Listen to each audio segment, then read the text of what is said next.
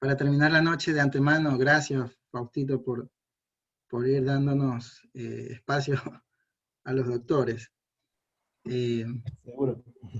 bueno, tengo nuevamente el agrado, como cada noche de estas semanas que hemos compartido en este simposio, de presentar a realmente un amigo, un compañero de formación, quien me salvaba en la guardia con la ecografía, el doctor Fausto Maldonado, eh, compañero, como le dije, de formación, pues es médico especialista en medicina crítica y terapia intensiva por la Universidad de Espíritu Santo en el Hospital Luis Bernaza, allá por los años 2017, si mal no recuerdo.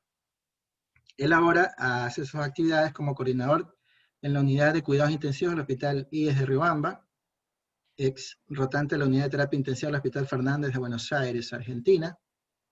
Es docente de medicina interna en la Escuela Superior Politécnica de Chimborazo. Eh, Mantiene un diploma superior en investigación científica. Eso vi que ahora poco lo lograste. Te felicito, te envidio. Gracias, Mario. Es instructor pues de varios cursos como el FCSS, el Fundamental Critical Care Support, el de la Society Critical Care Medicine, y pues ahora en su nuevo proyecto, diría yo, el POCUS Azaruc Ecuador, un curso de ecografía en paciente crítico, si mal no me equivoco, pues, ¿no?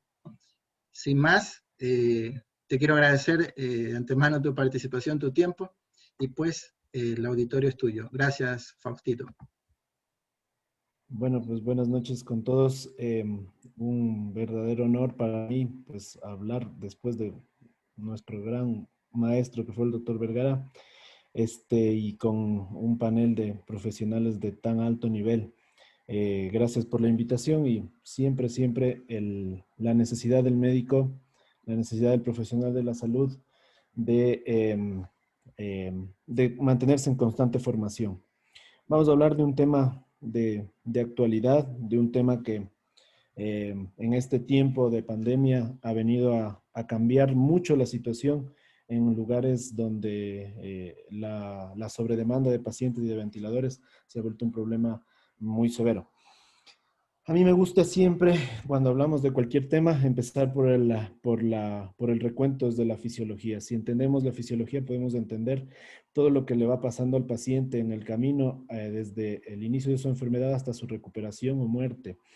Eh, entonces, para entender sobre oxigenación, sobre insuficiencia respiratoria y cómo oxigenamos por alto flujo, hay que hablar de lo que es, de cómo funciona la oxigenación en el cuerpo, con los procesos más sencillos, la ventilación, que va a ser simplemente inspiración, expiración, el fuelle ventilatorio, cómo entra y sale el aire, difusión, intercambio gaseoso, que van a depender de la indemnidad del tabique alveolo capilar, la capacidad de producir salematosis, y en cada uno de estos eslabones vamos a poder tener problemas que van a devenir en la situación de la insuficiencia respiratoria. Podemos tener problemas de oxigenación en alteraciones de transporte, cuando se cae el gasto cardíaco, cuando se mueve la hemoglobina, y también pues problemas en la regulación. Si tenemos algún problema a nivel del sistema nervioso central, pues no tenemos una regulación adecuada del mecanismo de la oxigenación y vamos a tener problemas. ¿Cuál es la situación en la que nos encontramos actualmente? Que esta enfermedad tan compleja que es la enfermedad por coronavirus nos ha llevado por varios caminos. Eh, por ejemplo, al tener un problema inflamatorio a nivel pulmonar, pues tenemos una alteración en el tabique alveolo capilar y vamos a tener problemas en la difusión. Se ha documentado, pues, problemas de impactos neurológicos del COVID-19 a nivel del sistema nervioso central. Uno de estos, pues, probablemente es el que ocasiona la hipoxemia feliz, que se habla mucho en esta enfermedad. Y además, el mal gatillo ventilatorio que traen los pacientes, que puede llevar a la lesión pulmonar autoinfligida, que es algo que estamos viendo y que la oxigenación por alto flujo nos puede ayudar bastante. Podemos tener problemas en el transporte por los problemas embólicos, microtrombosis, etcétera, que se están produciendo. Y además, pues creo que es algo que lo hemos visto en todo el mundo.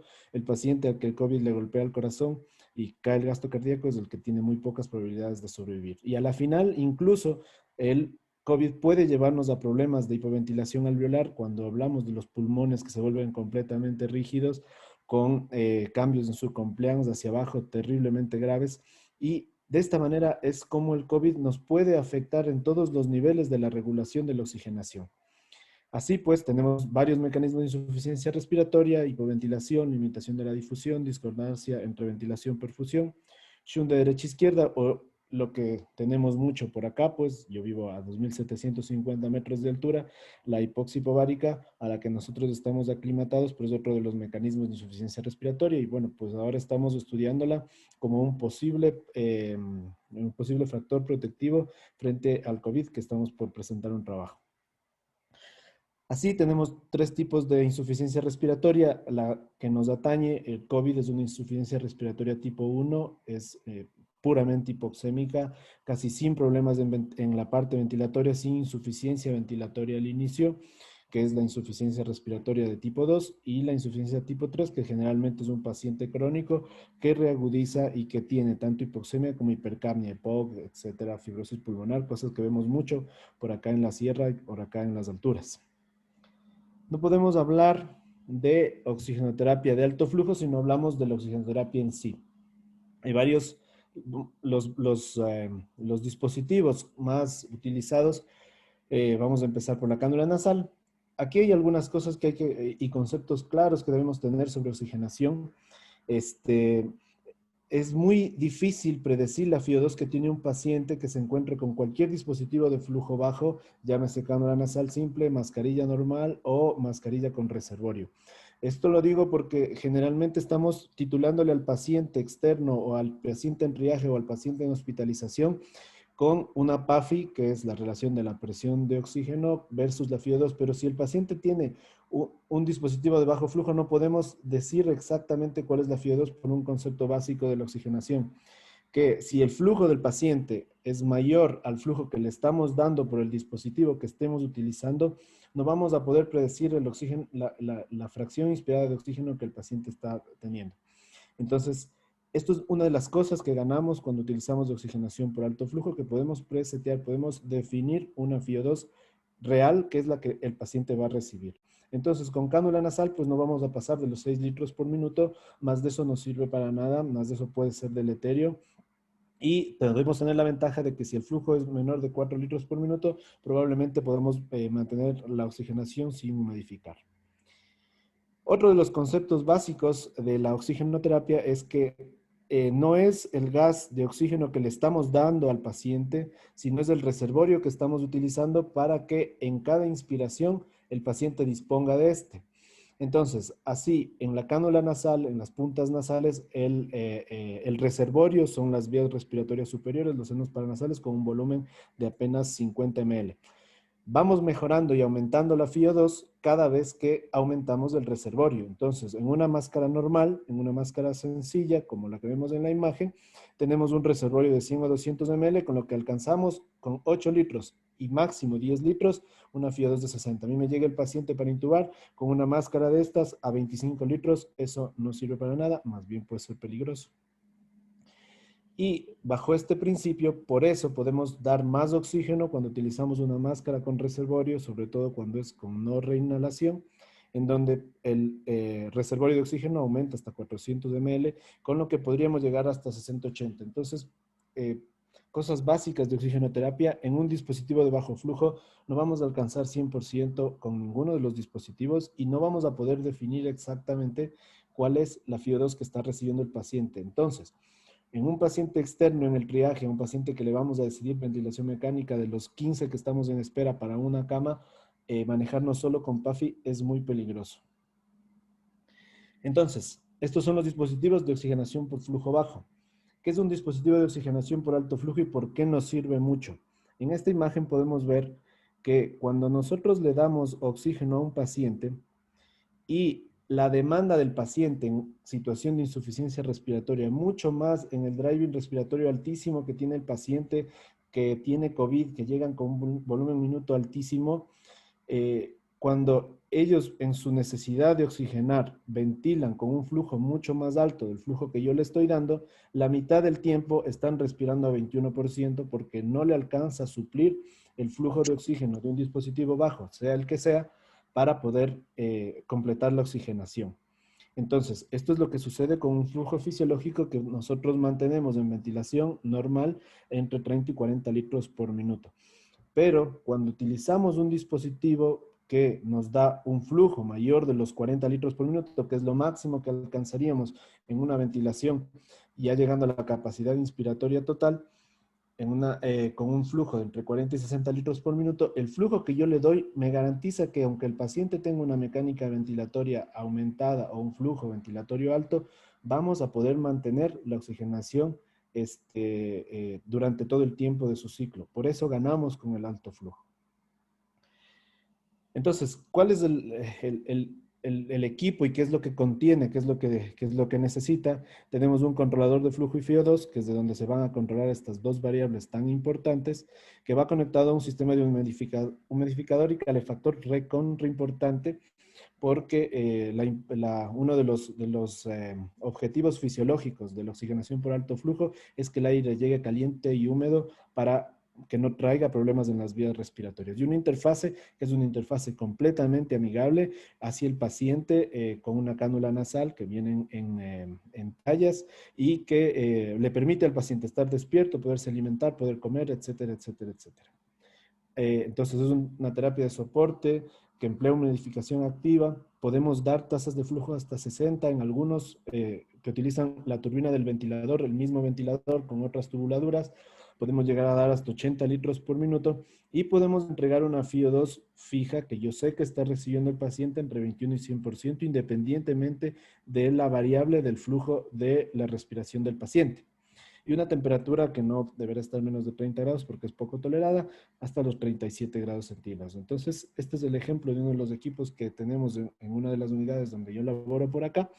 En este equipo, que es muy parecido a los que hay en todas partes, tenemos que el flujo y el oxígeno se titulan desde el flujómetro normal, común, similar al que tenemos en cualquier sala de oxigenoterapia, pero que llega hasta 60 litros, en donde se puede programar una temperatura y podemos programar un flujo, pero la FiO2 va a depender de esta tablita. Entonces, si yo tengo un flujo de 30 litros por minuto y con el flujómetro a 10, le estoy dando una FiO2 de 47%.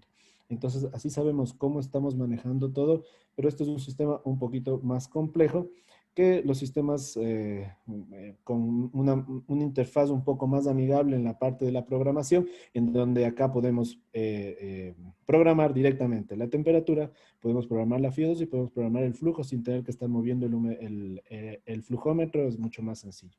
E igualmente, pues ahora la mayoría de ventiladores tienen la opción para realizar oxigenación por alto flujo. Este es uno de los pacientes que tenemos en una de las casas de salud por acá.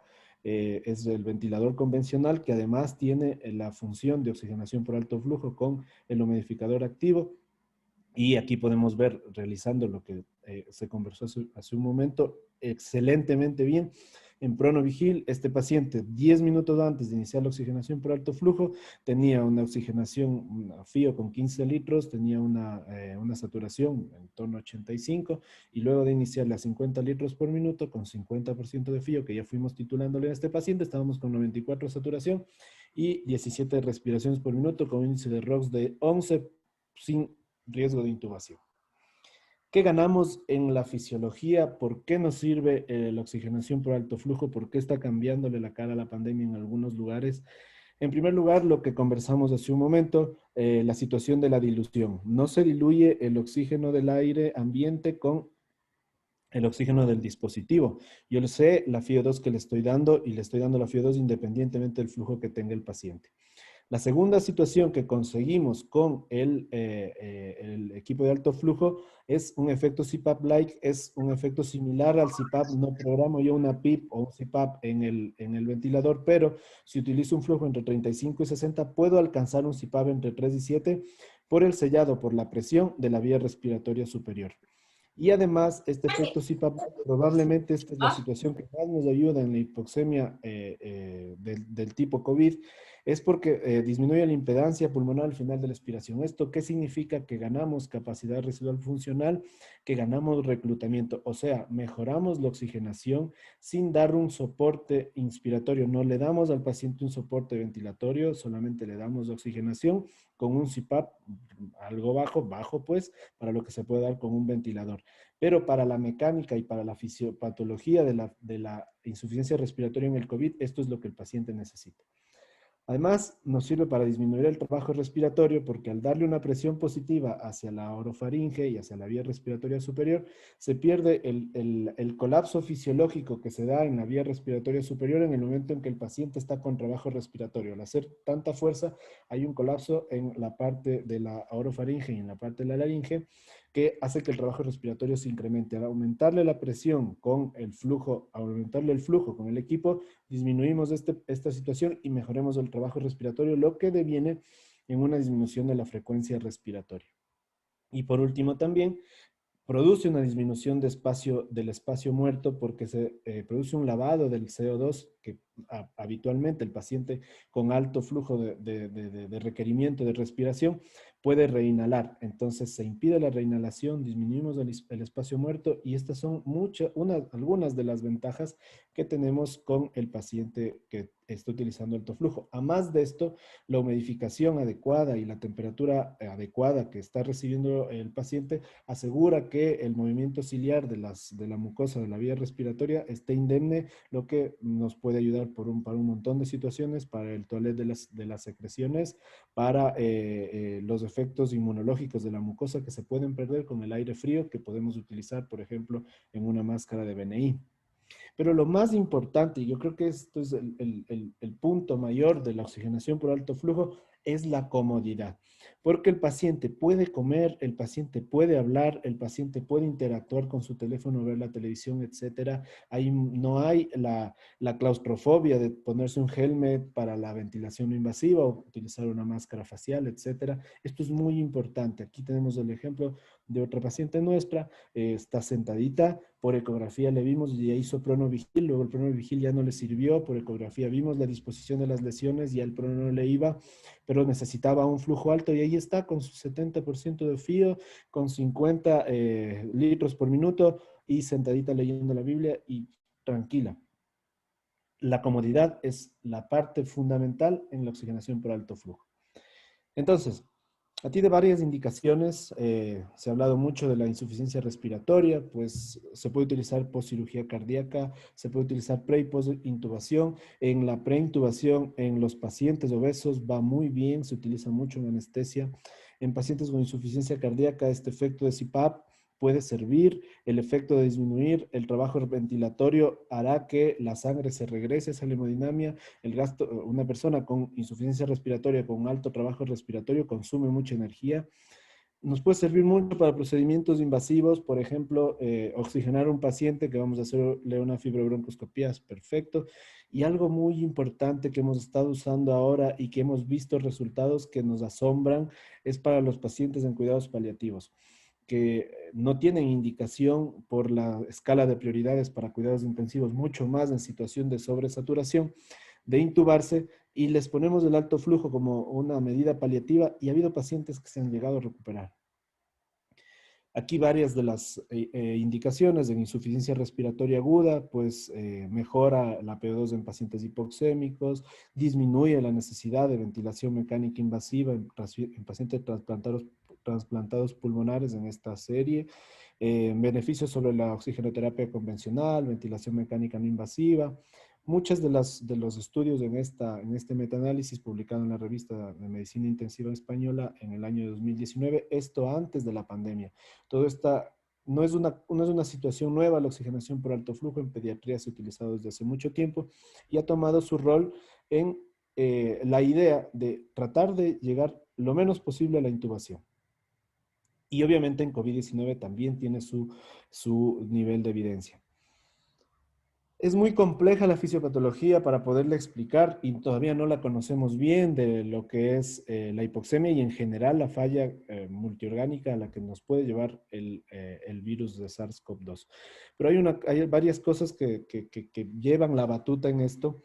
Una de estas es el tipo de hipoxemia que puede tener el paciente. Se produce una alteración en la vasoconstricción hipóxica y hay un efecto también sobre los quimiorreceptores carotídeos y disminución de los reflejos de distensión pulmonar, lo que nos lleva a lo que es controvertido, pero yo le puedo decir, después de haber intubado creo que 200 pacientes en toda la pandemia, lo que es la hipoxemia feliz. Es el paciente que está saturando 50 y que sigue conversando contigo y no siente ningún tipo de molestia.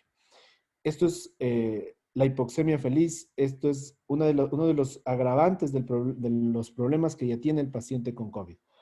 Eh, Se habla de problemas a los quimioreceptores carotídeos, se habla de alteraciones a nivel central, etcétera. Pero ¿a qué nos lleva esto? Esto es una gasometría que me guardé de un paciente con una PO2 de 41 y saturando 78, al que tuve que insistirle en la necesidad de intubarse y él hablaba tranquilamente, no tenía mayor problema, no sentía la disnea, pero que sí tenía, ya vemos una PCO2 de 32, el paciente estaba hiperventilado. Entonces, al no sentir la disnea, el paciente con COVID va durante varios días con una ventilación por minuto altísima, metiendo volumen tidal de 700, 800, que para los que ventilamos sería una cosa imperdonable, y el paciente se va haciendo este daño poco a poco durante los días hasta que llega ya muy tarde, ya cuando la compleanza se dañó, cuando el pulmón está rígido, etcétera, etcétera. Entonces, ¿a qué nos lleva esto? A una lesión pulmonar autoinfligida, a que el pulmón se vaya dañando poco a poco y eso complica más la situación del COVID. Entonces, si es un paciente que tiene este problema de que tiene el gatillo respiratorio alto, necesitamos un soporte de oxigenación sin necesidad de soporte de presión. No le voy a dar ventilación no invasiva. Al darle ventilación no invasiva, le voy a dar una presión inspiratoria sobre la que el paciente ya tiene, va dañando más el pulmón. Esa es una de las razones fisiológicas por la que hay tanta falla perdón un momentito. Hay tanta falla en la ventilación no invasiva.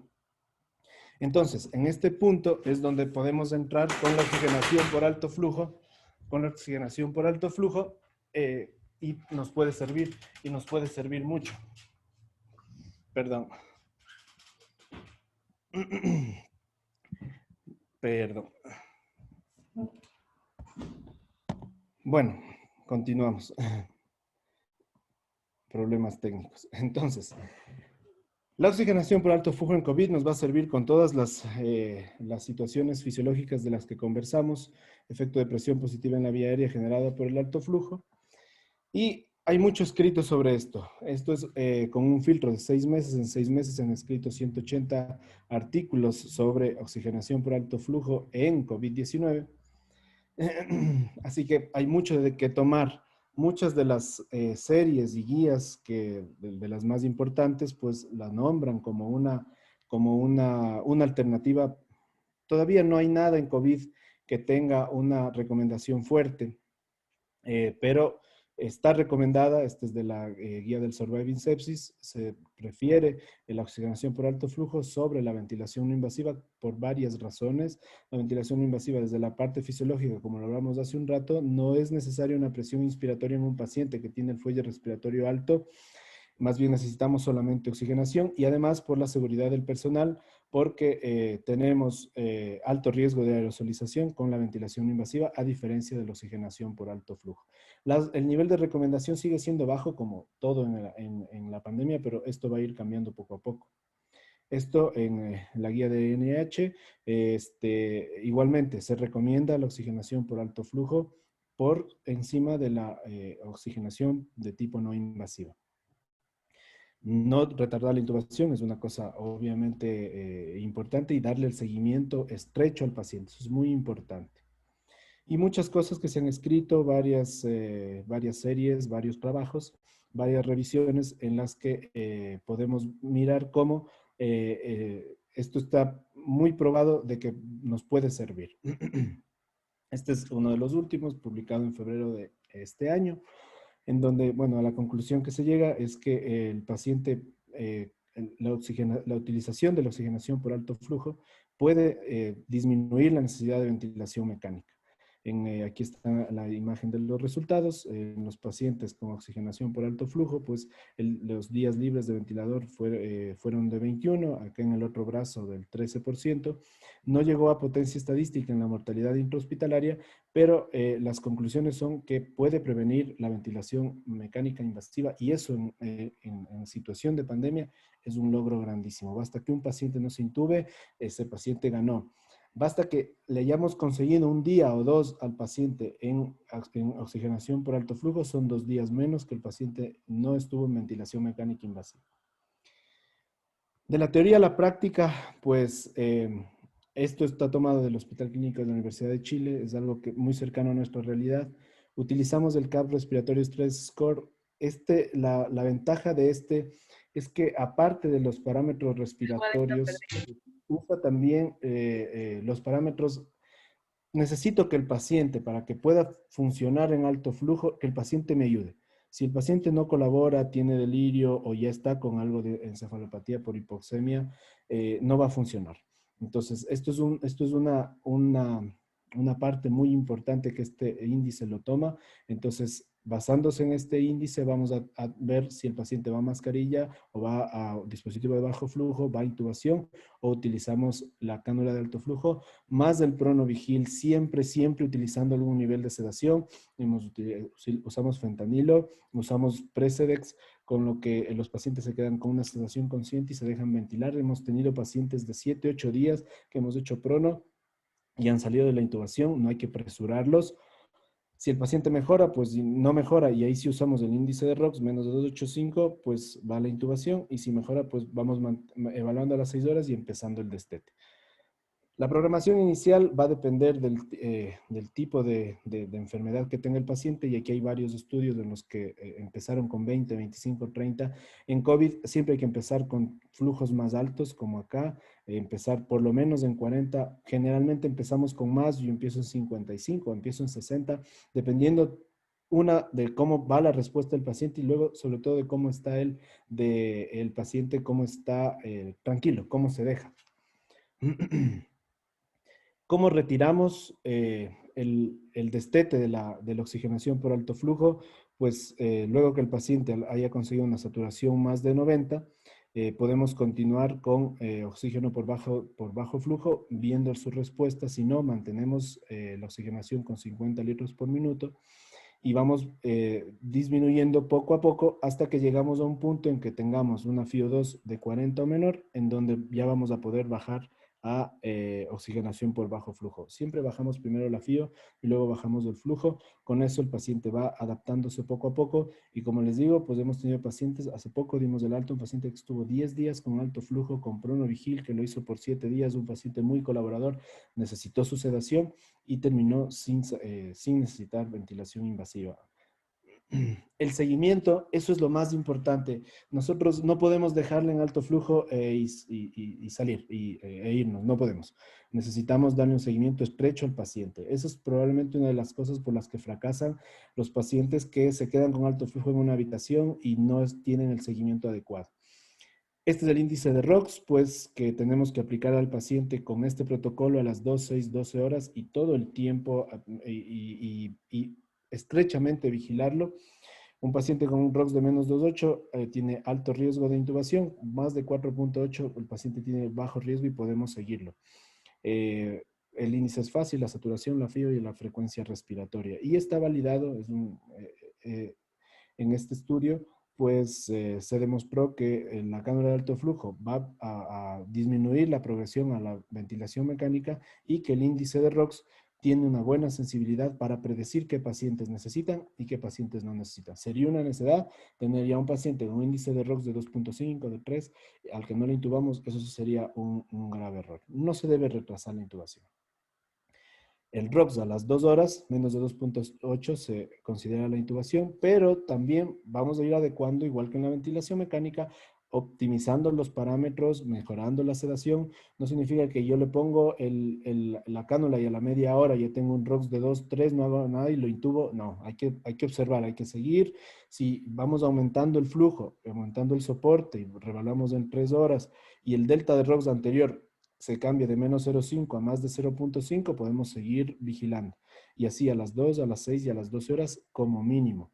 Y de esta manera podemos tomar de una manera técnica y adecuada la decisión de intubamos o no intubamos. Eso es algo una de las decisiones más complejas que nos toca tomar. Sabemos que la mortalidad en el paciente intubado pues está en el 50% en el mejor de los casos. Como anécdota, pues cuando conseguí para el hospital del IES de acá de la ciudad los equipos de alto flujo, luego del trámite que todos sabemos que significa solicitar estos equipos, los médicos de los pisos se vinieron contra mí pensando que se van a contagiar todos por mi culpa, por haber yo conseguido estos equipos y no los vamos a utilizar en UCI, sino lo estamos utilizando afuera, porque afuera es donde los necesitamos. En UCI están entrando pacientes a ventilarse. Entonces, tuvimos que contestarles pues con suficiente evidencia que es seguro utilizar el oxígeno por alto flujo. Hay el miedo de los aerosoles, hemos ido aprendiendo de la pandemia, pero utilizar alto flujo es seguro para el personal. Hay bajo riesgo de aerosolización. En realidad, hay mucho más riesgo de aerosolización con cánulas y mascarillas de bajo flujo que con oxigenación por alto flujo, con uno de estos dispositivos. Y sobre todo, lo que siempre hacemos, pues al paciente se le coloca una mascarilla quirúrgica encima y con eso reducimos aún más el riesgo de aerosolización. Aquí hay este estudio en el que se miraron las partículas por infrarrojo, cómo se mueven con el paciente con mascarilla y se puede ver que no hay ningún problema en el paciente que tiene alto flujo en relación a los pacientes que no tienen terapia y los pacientes que están con bajo flujo, con una mascarilla, con una cánula normal. Bajo riesgo de dispersión. Aquí se pudo medir, entonces el paciente con alto flujo a un flujo de 60 alto, la dispersión de aerosoles fue hasta 17.2 centímetros, pero con una máscara simple fue a 11.2, a 9.5, con una máscara de no reinhalación fue a 24, con un Venture 39 y con un Venture a 35% de 27 centímetros. Entonces, es seguro o nos da igual si el paciente está con alto flujo o está con otro dispositivo, igual hay que atenderle. Y ponerle una mascarilla por encima de esto garantiza que la dispersión de aerosoles sea menor. Aquí se puede ver en la imagen de este estudio. Entonces, es seguro y funciona. Esas serían las conclusiones mayores. Entonces, para concluir, para terminar el tema, pues hay suficiente evidencia para considerar el alto flujo en pacientes con insuficiencia respiratoria por COVID-19. Hay suficiente evidencia. Y no solamente la evidencia escrita, sino por ahí la experiencia que estamos adquiriendo todos. Esto es la experiencia que estamos ganando en distrés, no lo vamos a tener nunca más en este nivel. Yo intubo 2 o 3 pacientes diarios. La clave es elegir adecuadamente el paciente. Esto sí, si es un paciente que ya llega con disminución del sensorio, que no está colaborador, que viene muy hipoxémico, con muy mala mecánica ventilatoria, pues no vamos a perder el tiempo y hay que intubarlo.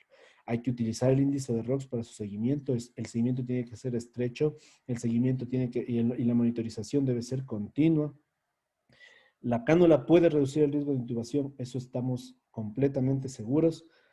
Y también no retrasar la intubación. Pero pues hay casos y casos, y les voy a presentar el caso de doña María, 95 años de edad. Obviamente, familia y ella se negaron definitivamente a la intubación. Ella hizo todos los parámetros para fracaso de la oxigenación por alto flujo, pero luego de 10 días se terminó yendo a la casa. E igualmente, esta paciente, la que les mostré hace un momento, pues acá ya va prácticamente de salida, obesa, con diabetes, hipertensa, con un distrés muy malo. Igualmente no aceptó la intubación, por eso no la intubamos, porque cumplió todos los requisitos para intubarse, pero luego de 10, 11 días, ya se fue a los 14 días con 2 litros de oxígeno a su casa y se terminó yendo sin problemas. No sabemos nada de la enfermedad todavía. Probablemente los criterios para intubación de los pacientes con COVID no deberían adecuarse un poco. Los pacientes toleran un poco más la oxigenación. Tal vez esto de la hipoxemia feliz no sea tanto un problema, sino también algo que lo protege, que el cuerpo se está adaptando a la hipoxemia y lo van tolerando. Y por ahí muchos habremos tenido esta experiencia, que hay pacientes hipoxémicos que sin recibir soporte, porque no hay dónde, han terminado venciendo la enfermedad. esto es lo que hemos podido conversar sobre este tema. Pues muchas gracias a la organización, Julito, pues siempre a la vanguardia de todos estos eventos científicos y pues muchas gracias por su atención. Gracias, Faustito. Fantástico, me gustó mucho la manera que presentaste, pues la evidencia, un poco como para abrir las preguntas que quisiera que la verdad la gente te robe un poco de minutos y te haga preguntas, ¿no? Eh, tuvimos, si alguien quiere hacer una pregunta, por favor escríbela, o no sé si nos quieran interrumpir, estamos prestos para eso. Contaste algo interesante, ¿no? Que por ahí otro expositor, un amigo que está en las Islas Canarias, que tuvo el tema de desarrollar de cuándo intubar en COVID-19, que no es algo sencillo, pues, ¿no? Él mencionó la sedación en pacientes con cánula de alto flujo, con pacientes con ventilación mecánica no invasiva, y te escuché que tienes experiencia en eso, ¿no? También sé que, por ejemplo, en el Hospital Guayaquil, acá en el Hospital Albert Gilbert Pontón, al paciente, me parece, no estoy tan seguro, utiliza morfina, ¿no? Eh, entonces, me pareció eso, ¿no? Hay que jugárselas, ¿no?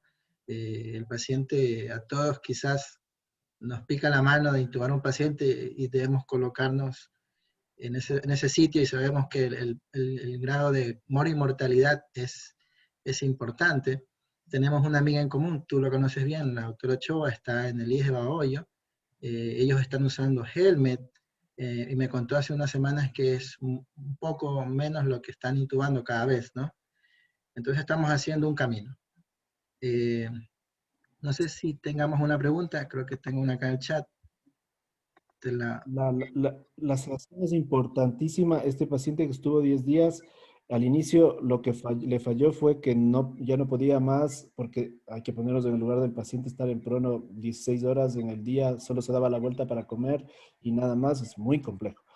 Empezamos con fentanilo, le subimos la dosis hasta la dosis máxima para ya no producir problema de sedación mayor y tuvimos que asociarle Precedex, hicimos Precedex y fentanilo, con eso se quedaba tranquilo y ahí aguantó, y aguantó los días, pasaron 7 días y ahí le dimos la vuelta, empezó a tolerar, bajamos así por protocolo poco a poco el flujo hasta que se terminó yendo a su casa.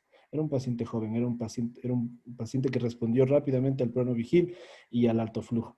Pero no sé, por ahí hay que decidir, es tan difícil decidir cuándo intubar un paciente así, porque igual, tenemos muchas infecciones nosocomiales, neumonías, KPC, cosas muy graves que le están pegando a todos los pacientes.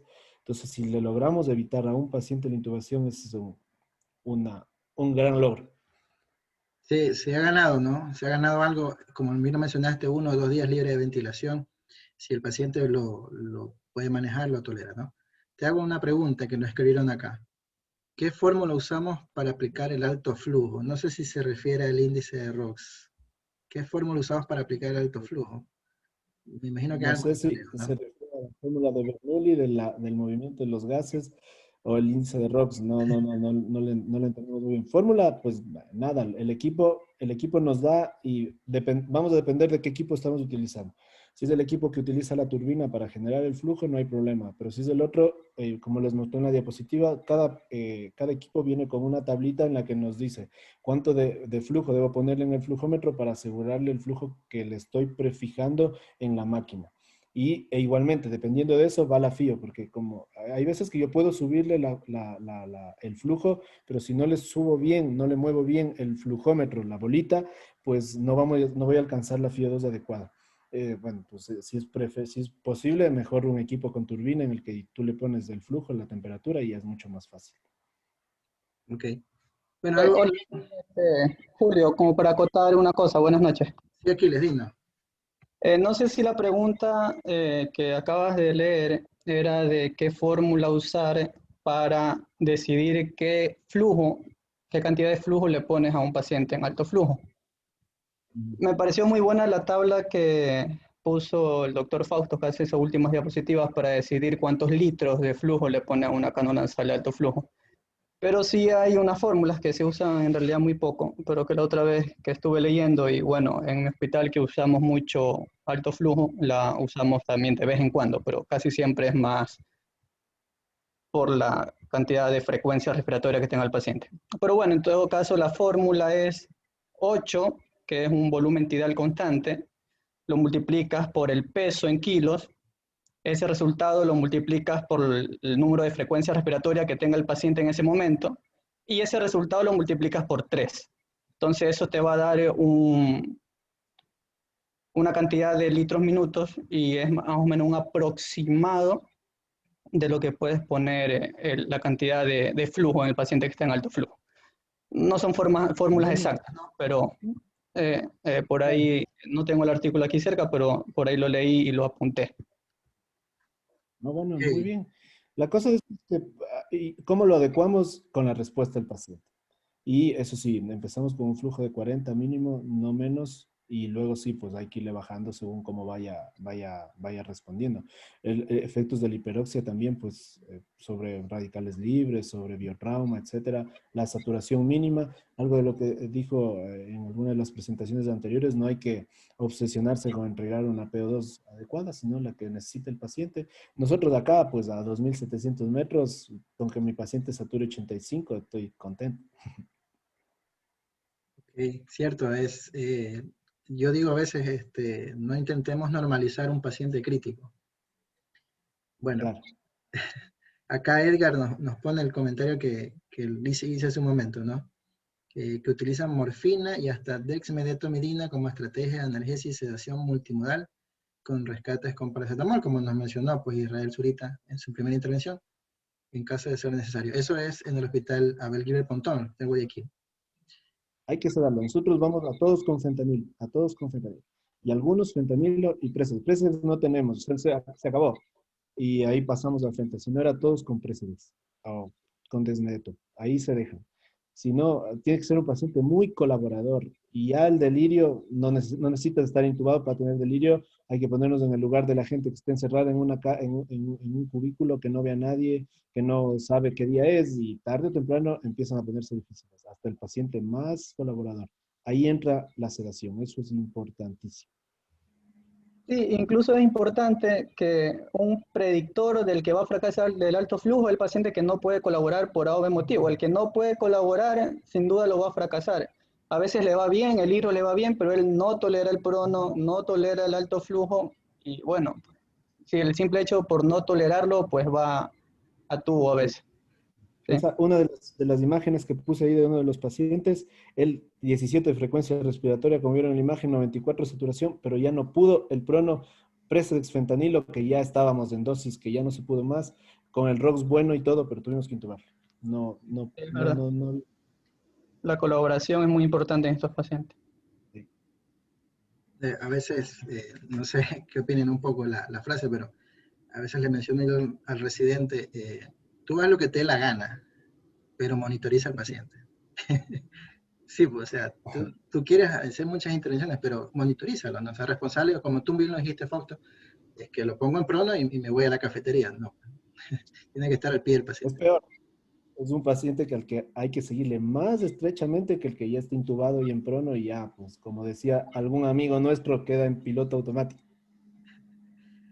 Por aquí creo que anda. Bueno, de antemano le presento al doctor Aquiles Bowen a la amplia conexión que tuvimos esta noche. El doctor Aquiles Bowen es también médico intensivista, compañero de formación por la Universidad de Espíritu Santo. El día de mañana pues nos estará eh, compareciendo, iba a decir, acompañando con su charla terminando pues una de las últimas charlas de viaria difícil en el paciente oncológico, en esa emergencia de pacientes que llegan, realmente me ha tocado un par de veces, espero mañana Aquiles pues lo va a ampliar más, eh, diría yo que casi premortan, la verdad, y uno puede ayudar en algo. No sé si alguien quiere hacer otra pregunta, tenemos un poquito de tiempo para ir concluyendo el día. Tenemos conexión mañana, siempre las conexiones son 7 de la noche en lo posible, pero unos días he tenido un poquito de dificultad. También el día miércoles el jueves, perdón, el jueves no, y el viernes. Ya, voy voy a leer una pregunta que me enviaron acá por WhatsApp. Dice, acá, ¿qué mecanismo de oxigenoterapia de alto flujo? Creo que tengo algo de retorno. De alto flujo con presión positiva. Envíame. Ya, voy a leerla, no, discúlpame. Es que muy bien lo aclaraste tú, Fausto. La leo, ¿ya? ¿Qué mecanismo de oxígeno de terapia de alto flujo con presión positiva o sin presión positiva? Bueno, puede ser más segura para disminuir la transmisión intrahospitalaria entre pacientes y personal de salud. Creo que un poco hablaste tú de los dispositivos y la dispersión de aerosoles, ¿no? Al inicio todos le tuvimos un terror a esta enfermedad y con razón, pues no le perdemos el respeto, le perdimos el miedo, no le perdemos el respeto. Por ejemplo, ya no usamos trajes, equipos, overoles, etcétera. Estamos atendiendo como a pacientes normales, lavándonos las manos, protección ocular nasal, pues bien. El miedo mayor era este de que son 60 litros por minuto que va a la nariz y que puede dispersar aerosoles, pero eso está claramente descrito que el flujo, como encuentra menos resistencia en las vías respiratorias en un paciente que está bien colocado, no vamos a tener mucho problema de aerosolización por fuera. Está escrito, y lo pasé en las diapositivas, que un paciente que le tenemos con una máscara normal va a aerosolizar mucho más que el paciente que está en alto flujo. Y eso sí, una manera de bajarle un 70-80% el riesgo de aerosolización es colocarle el alto flujo, como es una cánula, y sobre esta una máscara quirúrgica común y corriente. Y con esto bajamos mucho el nivel de riesgo para el personal y para algún otro paciente, aunque todos están en cortes, pero para el personal sobre todo. Y no nos ha sucedido nada. Es más, como anécdota, en mi hospital dejamos de utilizar los overoles, que acá en la sierra se usaban mucho. Hasta ahora hay hospitales que siguen usando el overol con todas las cosas, doble guante, se lavaban el guante, se ponían alcohol, cosas para bioseguridad y para riesgos terribles, ¿no? Para el paciente. Y tuvimos infecciones severas. Y más bien, desde que dejamos de usar tantas cosas, tuvimos menos contagios en el personal. Entonces, hay que tratarle al paciente COVID como otro paciente más al que hay que atenderle con los debidos cuidados, pero igual sin mayor miedo. Y en el alto flujo no hay problema, con seguridad. Hay que hacer alto flujo sin problema. No vamos a entrar sin mascarilla a la habitación, pues, obviamente, pero hay que hacerlo normalmente. Aprovechando que tenemos una gran conexión esta noche, quiero mencionar algo, que lo dijiste ahora. El cuidado estándar. Creo que eso no debemos olvidarlo, ¿no? Por ahí nos mencionó el doctor Vergara artículos que deberían ser clásicos de lectura para los que hacemos cuidados intensivos, emergencias, o bueno, todos aquellos que estamos atendiendo a pacientes COVID o están en primera línea. Entonces, debemos preocuparnos de eso, ¿no? Los cuidados estándar, brindarle al paciente, la monitorización, como bien reza, diría yo, esta organización que tengo yo, que se denomina sistema, quiere decir que es un conjunto de pasos a seguir, y su acrónimo mío, ¿no? Monitorización, intervención y objetivo. Quiere decir que tú vas responsablemente a quedarte cerca del paciente monitorizándolo, buscas una intervención si así lo amerita, con la finalidad de llegar a un objetivo, pues, ¿no? No sé si alguien tiene alguna pregunta para ir finalizando. Debo recordarles que el día viernes tenemos el sorteo del segundo libro de vía aérea del Comité de la SATI. Para los que se han inscrito, quiero agradecer por la amplia acogida del día de hoy. Hubo una conexión, una locura a partir de la segunda exposición del doctor Salmon y con el doctor Vergara, pues obviamente. No sé si tenga alguna pregunta, aprovechándolo que está acá Fausto, antes de que me lo reten. Es una broma. Bueno, Faustito, por ahí, no sé si viste, compartí una pantalla, pues, ¿no? De un proyecto que está lo pongo acá nuevamente en pantalla, está en un proyecto como tal, pues, ¿no? Todavía tenemos meses, 6 meses en adelante, cuya finalidad pretende es reunirnos casi que de una manera virtual a todos aquellos que nos hemos formado por la Universidad Espíritu Santo en el Hospital Luis Bernaza y quizás otros centros hospitalarios, ¿no? Como hemos sido amigos de promoción, los que nos conocemos, yo conozco nosotros somos la primera, hasta la cuarta promoción, creo que ya van por la quinta, no estoy tan seguro, ¿no? Y pues sabemos que tenemos gente muy capaz, como tú, como algunos otros expositores que hemos tenido en este simposio, pues que no solo tiene experiencia clínica, sino que tiene publicaciones, tiene un palmarés tan amplio, tú que haces ecografía crítica, bueno, estás de todo, ¿no? Pareces David Oñate que hacía todo. Bueno, entonces espero que puedas participar y te hago pues de antemano la invitación a este proyecto denominado ISIS, Inflamación Sistémica y Sepsis, ¿no? Tentativamente para el Día Mundial de la Sepsis, el 13 de septiembre. Nos levantó la mano Odalia Soriano, no sé si tenga alguna pregunta, nos puede escribir. O quieras tú comentar algo, Faustito. No, más bien muchas gracias por la invitación y sigue adelante con esto de la formación académica. La única manera en la que podemos cambiarle la realidad a la salud de nuestro país, a la atención a nuestra gente es formándonos. El que cree que ya lo sabe todo está muy equivocado. Es una pandemia y las cosas están actualizándose, ¿no? En algún momento te querían linchar a ti como una bruja escarlata por haber comprado esas cánulas de alto flujo, pero mira, seguramente salvaste mucha gente, ¿no? Sí, sí, sí. Bueno. Bueno, ahora sí ya me voy. Está bien. Mira, perdóname, Faustito, tengo una última pregunta. Dice, doctor, ¿podemos alternar alto flujo con BNI? Ah, sí. Una vez lo hice y la verdad que, no sé qué nos puede decir Fausto, pero creo que fue comodidad del paciente, tuvo la oportunidad, tuvo un recurso. De hecho, fue en domicilio esto, porque no había cómo ingresarlo. Pero yo pensando en un hospital, imagínate gastar dos insumos en un paciente, debes ponerte un poquito a pensar, ¿no? Pero bueno, acá fue una cosa aparte. No sé si tienes experiencia en esto, Fausto. La verdad, he escuchado y he visto por ahí, hemos conversado, porque ya ves que estamos en contacto ahora por redes sociales y por grupos de chat con gente de muchas partes, todo el mundo.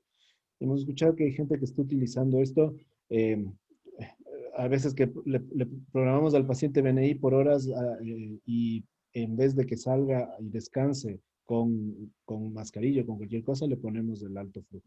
La verdad no tengo experiencia en esto, pero regresándome un poquito a la fisiopatología de esta enfermedad, por ejemplo, nosotros miramos al paciente que empezamos a despertarlo, cómo empieza a hacer esa mecánica ventilatoria brutal, que si le hacemos una P01 me sale en -7, -8, altísima, son pacientes que terminan nuevamente sedados no, pues sedados y en prono, pues. Entonces, este paciente no es una insuficiencia ventilatoria en donde el ABNI nos va a ayudar mucho a ganar volumen minuto y a ganar presión inspiratoria. Ellos no necesitan presión inspiratoria. Probablemente un paciente tardío, pero un paciente al inicio no necesitan. Por eso es que creo que esa es una de las razones por las que la BNI fracasa y por la que el alto flujo va bien, porque le damos oxígeno, le damos algo de CPAP, le damos comodidad y no le aumentamos el PCILI, la lesión pulmonar autoinfligida que ellos sin querer pues se están haciendo desde hace varios días.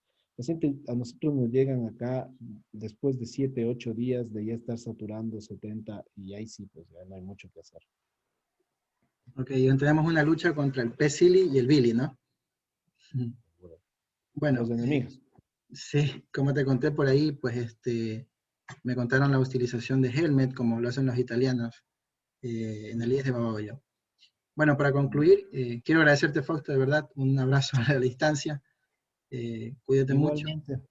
Excelente que estés liderando allá, pues, en tu ciudad, en Riobamba. Ya un poco más, solo te falta dar misa, porque casi que lo haces todo.